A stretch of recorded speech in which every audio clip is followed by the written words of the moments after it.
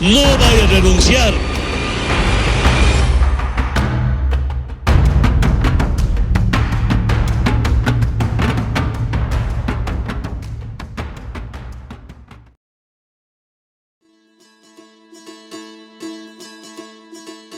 La jornada del lunes 21 de octubre no fue diferente. La confianza en el electorado ya se había roto. Faltaba ver hasta qué punto podía romperse aún más. En horas de la mañana, grupos simpatizantes con el gobierno de Evo Morales, federaciones de Ponchos Rojos, Tupac Katari y Bartolina Sisa, armados con palos y chicotes, llegaron a Plaza Murillo y luego afirmaron que defenderían la victoria de Evo Morales y el proceso de cambio, que el voto mayoritario de los campesinos e indígenas debería ser respetado. Otras organizaciones como la Codelcam se declararon en estado de emergencia para defender el voto rural. Mientras todo esto pasaba, en horas de la tarde en la zona de Sopocachi se encontraron maletas electorales amontonadas junto a un basurero, lo que rápidamente atrajo la atención de los peatones. Un grupo de 5 personas las custodiaba, quienes al ser interrogadas se identificaron como notarios electorales provenientes de zonas rurales, explicando que se habían perdido en la ciudad. Sin embargo, los transeúntes, cada vez más molestos, exigieron que se abrieran las maletas. Finalmente, los aludidos accedieron al pedido, revelando que contenían papeletas de votación, lo que provocó un estallido de ira entre la gente,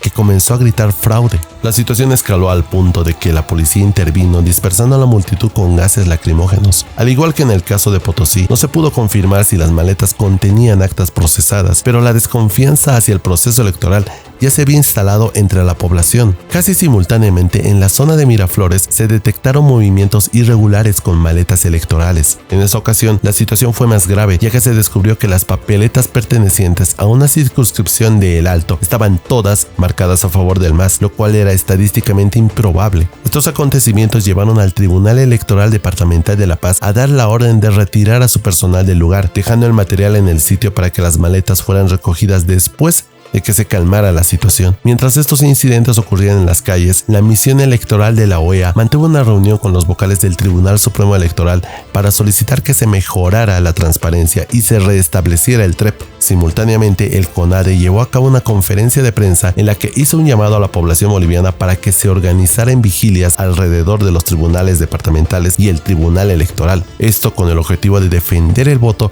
y prevenir cualquier posible fraude que favoreciera a los candidatos del MAS. Por otro lado, y casi de manera orgánica, estudiantes de diferentes universidades privadas y la Universidad Mayor de San Andrés en La Paz se convocaron para horas de la tarde en puertas del Hotel Ex Radisson, sala plena del Tribunal Supremo Electoral, donde daba lugar el control de actas electorales. A pesar que para muchos este movimiento era inédito en sus vidas, era innegable que esa población joven, que normalmente es apática de temas políticos en sus vidas, ahora estaban tomando partido. Sin embargo, todavía con varias dudas y cuestionamientos sobre la democracia como sistema. Poco después de las 6 de la tarde, el TREP se reanudó, pero con una sorpresa inesperada. A pesar de las tendencias, proyecciones y cálculos previos, con el 95% de los votos escrutados, Evo Morales alcanzaba un 46.86% de los votos, frente al 36.73% de Carlos Mesa. Esto significa una diferencia de más de 10 puntos porcentuales, justo lo necesario para evitar una segunda vuelta. Es importante resaltar que cuando se interrumpió el TREP con el 83% de los votos contabilizados, la diferencia entre Morales y Mesa era apenas de 7 puntos. Sin embargo, la diferencia se amplió de manera abrupta, permitiendo a Morales ganar en primera vuelta, un resultado que muchos consideraron sospechosamente preciso. Con esto, el caos se apoderaría del país en los próximos días. Afuera del Hotel Ex Radisson hubo heridos y amagues de enfrentamientos. De esto resultó herido Waldo Albarracín. En medio de todo, la policía separaba a estos dos grupos, que serían los primeros en mostrar una radiografía de lo que pasaba afuera de los partidos políticos, que se disputaban los porcentajes de preferencia electoral sin todavía tomar protagonismo en las calles. Similar escenario se vería en los otros departamentos. Sin embargo, los ánimos se salieron de control y varios tribunales departamentales y entidades estatales ya empezaban a arder en llamas. Por otro lado, en Santa Cruz se había instalado una vigilia desde la mañana en inmediaciones del centro de cómputo del Tribunal Departamental. Es en horas de la noche que, en medio de protestas en todo el país, el Comité Cívico Pro Santa Cruz, liderado por Luis Fernando Camacho, convocó a un paro indefinido desde el mediodía del 22 de octubre y se se le daba un plazo al Tribunal Supremo Electoral de que convoque a una segunda vuelta hasta el miércoles 23 de octubre. Horas más tarde, la reacción de la misión electoral de la OEA nos hizo esperar. El jefe de la misión, Manuel González, expresó en conferencia de prensa su preocupación ante los cambios drásticos e inexplicables publicados por el Tribunal Supremo Electoral que dieron como ganador en primera vuelta a Evo Morales. Las manifestaciones de violencia y caos en las principales ciudades del país no cesarían. La noche del 21 de octubre sería una de las primeras noches más amargas que le tocaría vivir al país.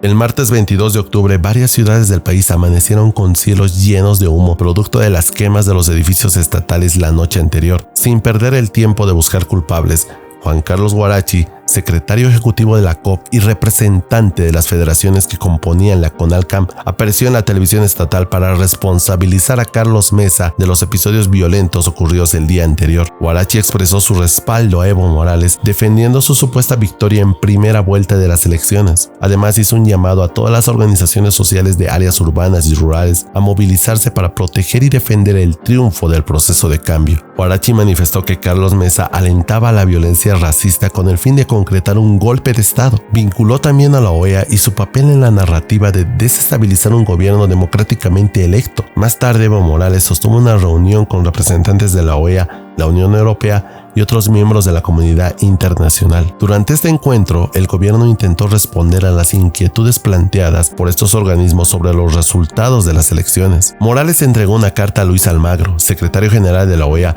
invitando formalmente a ese organismo a realizar una auditoría de los resultados electorales. Además, ofreció a la Unión Europea la posibilidad de revisar cada una de las actas electorales para despejar dudas sobre la legitimidad del proceso. Casi en breve, Luis Almagro aceptaba realizar el análisis para verificar la integridad del proceso electoral en Bolivia. Sin embargo, dicha aceptación traía consigo una condición: las conclusiones de la auditoría debían ser vinculantes, es decir, debían ser aceptadas y cumplidas tanto por el gobierno boliviano y por el partido oficialista como por los partidos políticos de oposición. Nótese una vez más que solo figuraba la clase política del país. Las plataformas, movimientos ciudadanos sin sigla política debían estar de espectadores cuando ellos habían sido los verdaderos protagonistas en los días recientes. El anuncio fue recibido con sentimientos encontrados. Almagro provocaba poco entusiasmo en la oposición, esto debido a que ya anteriormente había simpatizado con la repostulación de Morales en mayo de ese mismo año, cuando el MAS y PSP había dado por inaugurada su campaña electoral en el Chapare. La aceptación de la auditoría por parte del gobierno generó una mezcla de alivio y entusiasmo en el MAS. Por un lado, los organismos internacionales suelen ser más favorables hacia los gobiernos que hacia las oposiciones, y por el otro, en auditorías anteriores de la OEA en la región se habían pasado por alto ciertos hechos que algunos expertos consideraban al menos irregularidades o incluso fraude. Esto dejó la impresión de que en esta ocasión el MAS también podría salir beneficiado. Para la oposición a Morales, la OEA ya era vista como cómplice del MAS desde mayo, lo que alimentaba la percepción de que el gobierno podría eludir las consecuencias nuevamente. Más tarde ese día, nuevamente el Tribunal Supremo Electoral daría de qué hablar en los medios.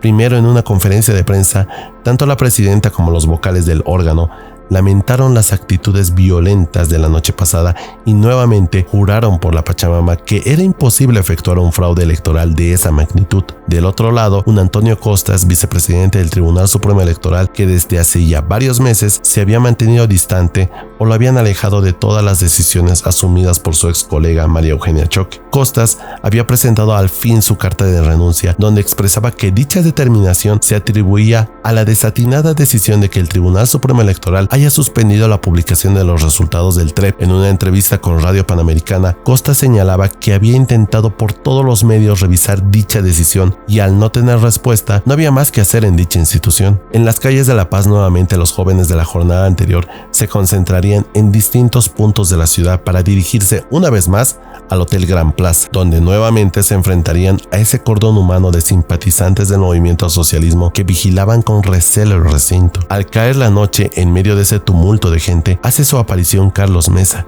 que fiel a sus convicciones pacifistas hizo un llamado a la no violencia y actuar observando de cerca el conteo de votos. El discurso de Mesa, convincente o no, llegó a apagar la movilización. Aquí una primera luz de alerta de las actitudes buenistas de Mesa en medio de un fraude electoral en marcha. Más adelante volveremos a este punto. Si bien el mensaje de Mesa dispersó a una parte importante de los movilizados, otros vieron por conveniente trasladar el escenario de protesta a las puertas del mismo Tribunal Supremo Electoral en la Plaza Baroa. Los ánimos estaban a flor de piel y los enfrentamientos con la policía que resguardaban el lugar derivó en que Sopocachi se llenara del humo producto de las barricadas, llantas quemadas y olas de gases lacrimógenos que las fuerzas del orden habían empleado para dispersar a los movilizados. Potosí mostraría un episodio de rebeldía de parte de los efectivos policiales que al mando del coronel Williams Vila habían decidido replegar a sus efectivos y evitar más enfrentamientos con la población que desde el domingo 20 estaba en constante alerta. La actitud del comandante departamental sería calificada de insubordinación e inmediatamente sería relevado por el coronel Bernardino Valdivieso. Sin embargo, esto derivó en un rechazo protagonizado por las esposas de los policías que ante todo buscaban que sus esposos no retornaran las represiones ante un posible escenario donde la violencia pudiera cobrar vidas humanas. Sucre, por su parte, también vivía un escenario similar con un acuartelamiento de las fuerzas policiales con el fin de evitar choques con la población enardecida. En Santa Cruz, el paro cívico de carácter indefinido había empezado.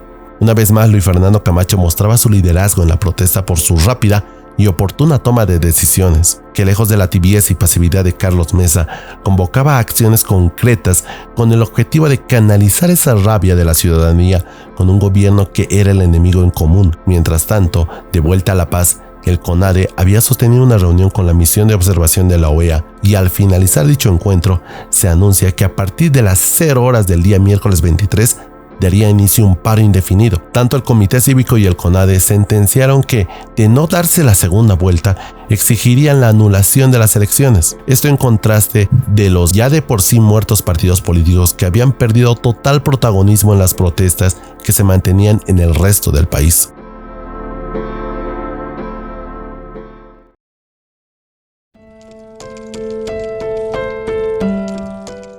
Llegó el miércoles 23 y con ello, a tempranas horas de la mañana, Evo Morales, quien había dejado de salir en medios y no se había manifestado desde el domingo pasado, llamó a una conferencia de prensa en la que afirmó nuevamente que era el ganador de las elecciones en primera vuelta y volvió a referirse a la figura de golpe de Estado en su contra. Con ello, llamó a sus bases a defender el voto indígena que respalda su gobierno. Estas declaraciones, lejos de desmovilizar a los manifestantes, solo haría reafirmar su firme posición frente a un gobierno que por enésima vez prefería hacer oídos sordos de lo que pasaba en las calles. Esa misma mañana, los tribunales electorales de Beni y Santa Cruz, además del Ceresi, amanecieron en llamas. Más enfrentamientos entre simpatizantes de Morales y ciudadanos que protestaban en defensa de sus votos fue el escenario común en casi todos los departamentos y ciudades del país. Santa Cruz había hecho una realidad del paro indefinido. Ni un alma transitaba por las calles que estaban acordonadas desde frágiles pitas hasta filas de juguetes en la calzada. Sin embargo, este escenario no se vivió con la misma fuerza en el resto del país. Carlos Mesa reaparece a mediodía con un video compartido por sus redes sociales donde primero hace un llamado a la que,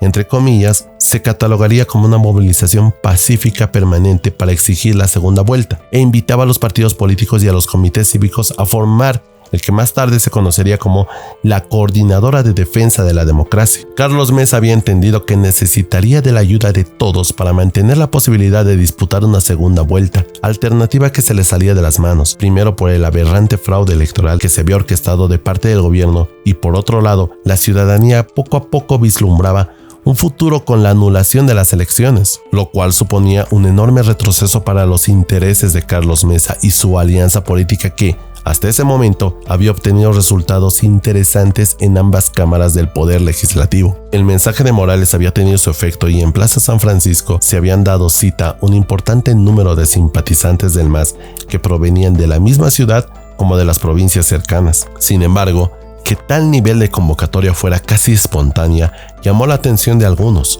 Luego se confirmaría que esa multitud había sido nutrida también de funcionarios públicos que habían sido obligados a asistir a la concentración. En dicho evento se volvió a ratificar el triunfo de Morales, el valor del voto indígena y una vez más culpar de todos los destrozos y desmanes de los últimos días a Carlos Mesa. Sucedió algo en particular que luego sería apropiado por el oficialismo para terminar de instaurar la narrativa de golpe de Estado. Manuel González, jefe de la misión electoral de la OEA en Bolivia, subrayó durante una conferencia de prensa en La Paz la importancia de realizar una segunda vuelta, incluso si la diferencia entre los candidatos más votados superaba el 10% por un margen muy pequeño. González enfatizó que, para asegurar la transparencia y la legitimidad del proceso, esta medida era crucial, independientemente de lo estrecha que fuera la diferencia entre los resultados. Esto sería ampliamente criticado de injerencia en un proceso político y que cuyo accionar de la OEA era una muestra más de influencias en la soberanía del pueblo boliviano. Claramente el MAS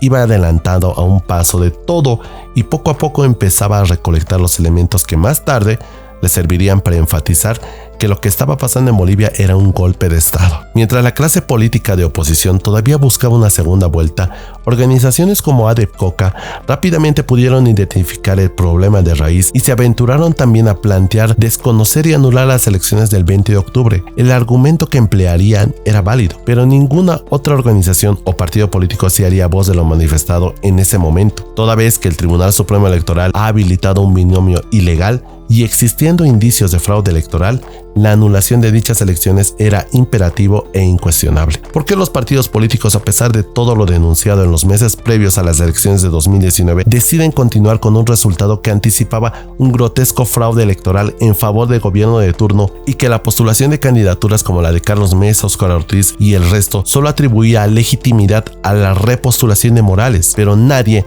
ni mucho menos la clase política, estaba preparada, o mejor dicho, dispuesta a responder esta pregunta. La noche del 23 de octubre no iba a ser diferente a las jornadas pasadas desde el 20, y una vez más, los enfrentamientos entre universitarios y agentes del orden se saldría de las manos con represiones violentas. Antes de terminar el día, Carlos Mesa se unió al CONADE, políticos opositores y líderes cívicos para formar una nueva entidad llamada Coordinadora de Defensa de la Democracia. Esta entidad, además de Mesa, incluyó a figuras como Rubén Costas, Samuel Doria Medina, Luis Revilla, Adrián Oliva, Gustavo Pedraza y Edgar Guzmán, líder del FRI. Del otro lado del CONADE participaron los ex defensores del pueblo, Waldo Albarracín y Rolando Vilena, mientras que entre los líderes cívicos estaban Luis Fernando Camacho de Santa Cruz y Marco Pumari de Potosí. Los nombres de los miembros fueron publicados en un documento difundido por Mesa a través de sus redes sociales. En dicho documento se mencionaba que la participación ciudadana en las elecciones había sido vulnerada por un fraude masivo por parte del MAS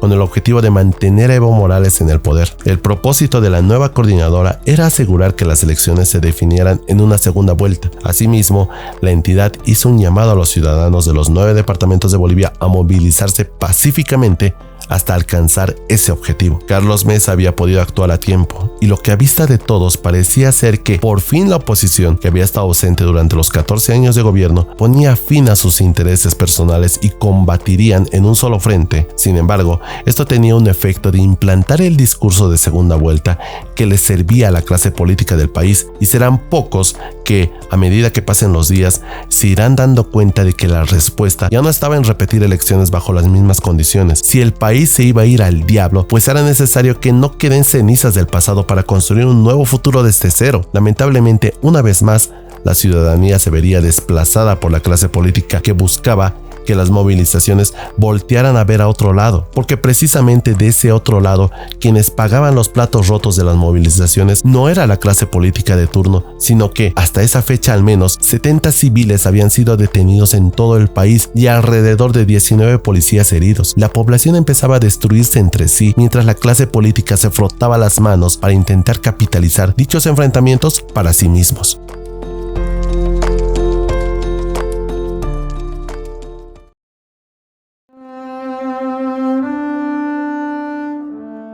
Jueves 24 de octubre. Nuevamente, el presidente Evo Morales dio por inaugurada una jornada de conflictos postelectoral en una conferencia citada a tempranas horas de la mañana, anunciando su rotundo triunfo, ahora con el 98,5% de las actas escrutadas en el cómputo oficial. Afirmó que faltaban 1,58% de los votos del campo y continuó con el mismo discurso donde afirmaba que las movilizaciones de los días pasados respondían a un desprecio desprecio al voto indígena. No contento con eso, acusó a los jóvenes que participaban en las protestas de hacerlo a cambio de dinero y notas. También señaló a Carlos Mesa primero de ladrón, asegurando que tenía pruebas de ello, y luego de cobarde. En su alocución, arremetió contra la recién creada Coordinadora de Defensa de la Democracia como un grupo de políticos fracasados que pasaron de vendepatrias a golpistas. Una vez más, el racismo por su supuesta condición indígena era el génesis de todo el caos político en los últimos días, meses y, por qué no, años de gobierno. Finalmente, y como si no tuviera suficientes adversarios hasta esas alturas, criticó duramente a la OEA y la incluyó en su lista de agentes golpistas. Ese mismo día, Morales se trasladó a Cochabamba, donde ya un grupo de simpatizantes lo estaba esperando para celebrar su aparente cuarto triunfo consecutivo. Fue en este mitin que Morales terminaría por bautizar a los movimientos de jóvenes universitarios y demás movimientos cívicos con el nombre de pititas. Criticó la manera de manifestación de estos grupos y volvió a aludir que el paro nacional era un paro golpista. Mientras Morales escupía veneno en televisión abierta primero y luego en Tribuna Libre en Cochabamba, los reportes y análisis de los resultados publicados por el mismo Tribunal Supremo Electoral serían sometidos a pericia de informáticos y expertos independientes que demostrarían a Bolivia y al mundo el grotesco fraude electoral. A primeras horas de la tarde, el candidato a diputado por Comunidad Ciudadana, Carlos Alarcón, convocó a los medios de comunicación para realizar la presentación de al menos 5 variables como pruebas del fraude en las elecciones generales. La denuncia cubrió hechos desde aumentar votos al MAS en desmedro de Comunidad Ciudadana, actas que registraban una cantidad de votos mayor al número de electores inscritos y otras donde la suma de resultados es incorrecta. Y así, otras pericias de ingenieros informáticos independientes en diferentes ciudades del país se multiplicaron durante la primera semana. Es importante destacar la labor del ingeniero Edgar Villegas, con base en las propias actas publicadas por el órgano electoral plurinacional. Esta información fue presentada en el programa Jaque Mate, conducido por la periodista Jimena Galarza en televisión universitaria, donde se presentó evidencias sobre inconsistencias, errores y manipulación de actas. Villegas había sistematizado un método de verificación y contraste que reveló de inmediato las irregularidades junto a un grupo de colegas que habían realizado pesquisas similares que habían obtenido los mismos resultados. Todo esto mientras el caos y la anarquía se desataban en las principales ciudades del país, y más relevante aún, a escasos metros del estudio de televisión de Canal 13, debido a que horas más antes, el Tribunal Supremo Electoral publicaba los resultados al 99.9%. Morales había resultado victorioso con el apenas 47.07% de los votos, su votación más baja en años, lo suficiente para alejarse de 10,5 puntos porcentuales de Carlos Mesa y con ello evitar una segunda vuelta. Horas más antes, Arce y Pari en Washington se habían encargado de forzar una narrativa que diera legitimidad a estos resultados en el exterior y se reconociera la victoria de Morales. Casi en paralelo, en su cuenta de Twitter, Carlos Mesa manifestó su rechazo a los resultados y agregó que el MAS acaba de consumar el fraude electoral y pidió que las manifestaciones pacíficas no cesaran, que la defensa del voto continuara en las calles. Y así sería. Sin embargo, la palabra pacífica no entraría dentro de esta ecuación. Se concentraban en el centro de la ciudad una marcha multitudinaria convocada por el CONADE en La Paz y la FEJUVE contestataria de El Alto, liderada por Néstor Yujra. Como si se tratase de una verbena de fiestas julianas, la cantidad de manifestantes podría cubrir fácilmente las calles y avenidas entre la Plaza del Obelisco y el atrio de la UMSA. Los manifestantes se distribuyeron en puntos clave del centro de la ciudad, pero el objetivo era uno: llegar a la Plaza Baroa y tomar las oficinas del Tribunal Supremo Electoral en la zona de Sopocachi. Los enfrentamientos entre marchistas y la fuerza policial dejó un número considerable de heridos, destrozos en vía pública y, lo peor, Bolivia se fracturaba en dos. Antes de cerrar la jornada y mientras Jimena Galarza despedía el programa que culminaba a medianoche, se alertó sobre la presencia policial en las puertas de las instalaciones del programa. La periodista, en medio de la impotencia y con la voz entrecortada, pedía garantías para su libertad y la del ingeniero Villegas, que había demostrado al mundo entero que el fraude ya no era una sospecha, había adquirido forma concreta, era visible, reconocible y prácticamente palpable. Villegas había dejado un legado para que, así como él, muchas otras personas difundieran el mensaje del fraude electoral y que la verdad sea conocida.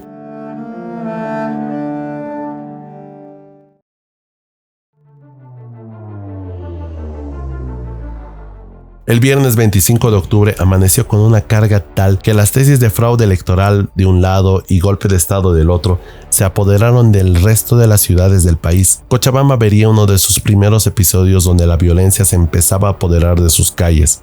Una noche antes se difundió un video que mostraba la repartición de grandes palos desde una camioneta. Ante este hecho, el dirigente cocalero Leonardo Loza reconoció dicha acción delictiva en un ardid de justificar una defensa de las agresiones de las personas que acatan el paro cívico en Cochabamba, todo en virtud de defender el supuesto triunfo de Evo Morales en primera vuelta. Este sería uno de los primeros episodios por venir de los enfrentamientos entre cocaleros afines a Morales y la que sería entonces la primera aparición de la resistencia juvenil cochala. Mientras tanto, Santa Cruz mantenía un paro rotundo. En la ciudad de La Paz, este tipo de bloqueo de calles solo se daría en primera instancia en la zona sur de La Paz, pero que poco a poco irá cobrando la fuerza necesaria. En horas de la mañana, Carlos Mesa anunciaba que presentaría una denuncia de fraude electoral ante el Tribunal Supremo Electoral en base a las pruebas que había aportado el ingeniero Villegas una noche antes. Si bien todo parecía indicar que el fin de semana bajaría la intensidad del conflicto, nada más lejos de la realidad. Al igual que en las noches anteriores, al atardecer, las movilizaciones se hacían más monumentales y la violencia fue el común denominador a pesar de las exigencias de la clase política y organismos internacionales. Sin embargo, la ciudadanía y sobre todo los jóvenes no sentían que una protesta pacífica los llevaría a lograr algo. La confianza en las instituciones se había muerto hace ya bastante tiempo, y estos ánimos se confirmarían con el anuncio del Tribunal Supremo Electoral que presentaba ahora sí los resultados finales oficiales del pasado domingo. Nada había cambiado, es más, María Eugenia Choque leyó los resultados y ni siquiera aceptó preguntas de la prensa.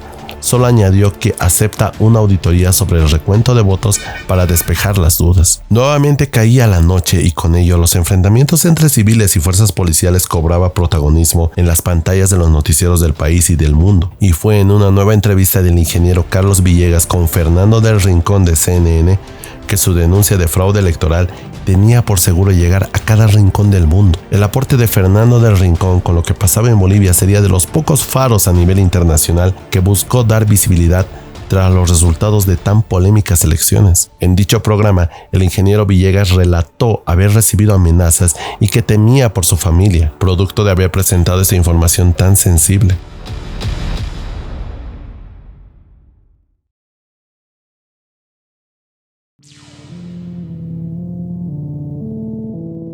Santa Cruz fue la primera ciudad que acató el paro al pie de la letra desde su primera hora y celebrando mini cabildos cada noche para reforzar esa convicción y espíritu de lucha que no debía ceder por ningún motivo hasta conseguir el objetivo, que hasta ese momento era la segunda vuelta. Lo mismo pasaba con Potosí, que a diferencia de otras ciudades había empezado su paro incluso semanas antes del 20 de octubre en defensa del litio de la región. El resto de las ciudades del país llevaba intensas noches sin dormir tranquila por los constantes enfrentamientos entre manifestantes y la represión policial de por medio, en especial La Paz y Cochabamba. Del otro lado, Evo Morales, que cumplía sus temidos 60 años, se vio en la necesidad de suspender su festejo programado para el día siguiente en el Chapare. Las condiciones no eran las óptimas para bajar la guardia y buscaba por todos los medios mantener esa idea de que él seguía siendo el presidente y lo seguiría siendo por otros 5 años más. Tuvo el despropósito de pronunciar ciertas palabras que primero confirmaban esa sed de un resentido social y esos ánimos de incendiar el país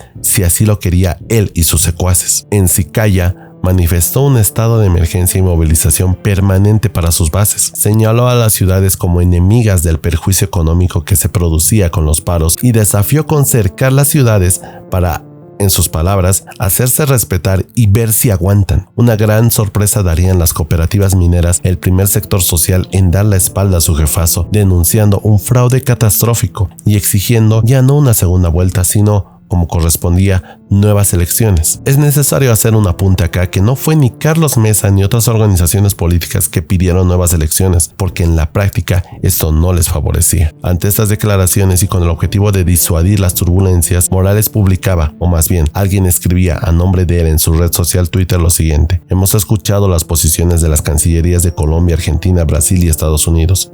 Invito a esos y otros países a participar de la auditoría que hemos propuesto, que se revisen todas las actas. Si a la conclusión del proceso se prueba el fraude, vamos a seguir a segunda vuelta. Horas más tarde confirmaría este mensaje en un acto transmitido por la televisión estatal. Ese mismo día, la recién creada Coordinadora de la Defensa de la Democracia, a la cabeza de Carlos Mesa, rechazó formalmente los resultados que daban como ganador a Morales en primera vuelta. Se convocó a la ciudadanía a mantenerse en pie de lucha, con movilizaciones pacíficas en contra del supuesto fraude y en defensa de la democracia. Y finalmente anunciaron que desde el lunes 28 el paro indefinido cobraría otros elementos que harían notar más aún su fuerza y efectividad. Sin embargo, ni por asomo se tocó el tema de anular las elecciones. Ante todo pronóstico, las marchas y movilizaciones en el centro paceño se mantuvieron, esta vez con dirección a la Casa Presidencial en San Jorge, donde cientos de jóvenes cambiaban una fiebre de sábado por la noche en defensa de lo que empezaban a reconocer como democracia.